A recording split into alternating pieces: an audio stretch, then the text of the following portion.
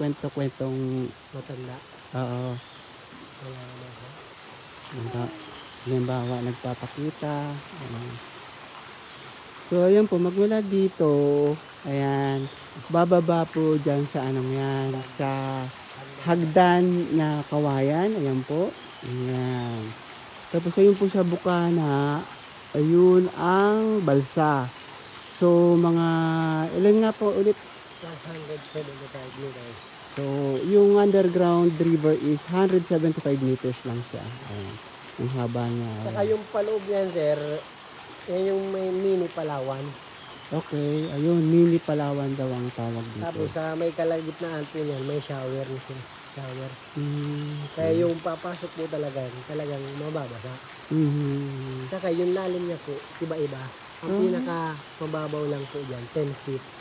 Yung pinaka malalim, nasa 30 plus. Matulad ko na ko.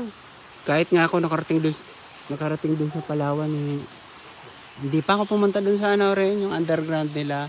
Ayun yata yung medyo mahaba. Yung underground river.